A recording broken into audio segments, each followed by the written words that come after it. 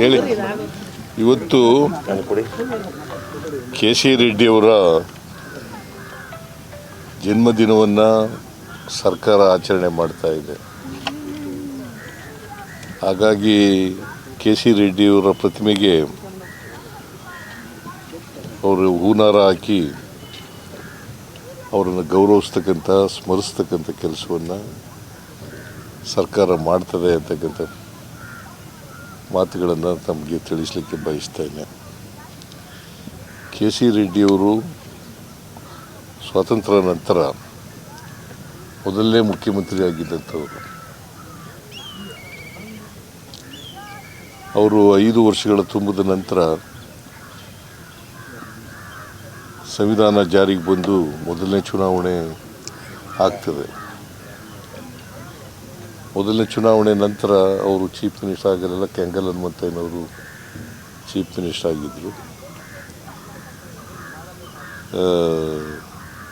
K C ರೆಡ್ಡಿಯವರು ಒಬ್ಬ ಸಮರ್ಥ ಆಡಳಿತಗಾರರು.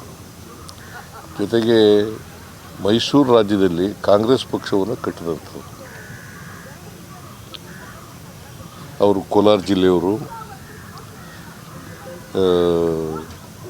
ಕಾಂಗ್ರೆಸ್ ಪಕ್ಷ ಇವತ್ತು ಇಷ್ಟೊಂದು ಕೇಂದ್ರದಲ್ಲಿ ಮತ್ತು ರಾಜ್ಯದಲ್ಲಿ ಅಧಿಕಾರ ನಡೆಸಬೇಕಾದ್ರೆ ಗುದ್ಲಿ ಪೂಜೆ ಮಾಡಿದ್ದು ವಿಧಾನಸೌಧ ಅವರು ಕಾರಣ ಅಂತಕ್ಕಂಥ ಮಾತುಗಳನ್ನು ಹೇಳಲಿಕ್ಕೆ ಬಯಸ್ತೇನೆ. HMT, ITI, ಇಸ್ರೋ ಅವೆಲ್ಲ ಇವತ್ತು ಕರ್ನಾಟಕಕ್ಕೆ ಬರಬೇಕಾದ್ರೆ ಕೆ ಸಿ ರೆಡ್ಡಿಯವ್ರ ಕಾರಣ. ಕೇಂದ್ರದಲ್ಲೂ ಕೂಡ ಕ್ಯಾಬಿನೆಟ್ ಮಿನಿಸ್ಟರ್ ಇಂಡಸ್ಟ್ರಿ ಆಗಿದ್ದರು.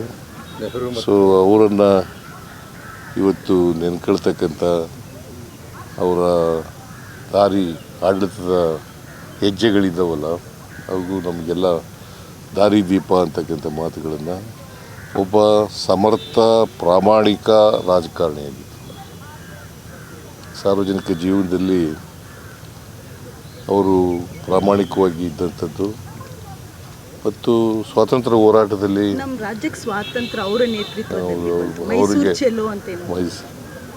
ಅವರು ಸ್ವಾತಂತ್ರ್ಯ ಹೋರಾಟದಲ್ಲಿ ಭಾಗಿಯಾಗಿದ್ದಂಥವರು. ಅವರನ್ನು ಇವತ್ತು ಸ್ಮರಿಸ್ಕೊಳ್ತಕ್ಕಂಥ ಕೆಲಸವನ್ನು ಮಾಡ್ತಾಯಿದ್ದಾರೆ.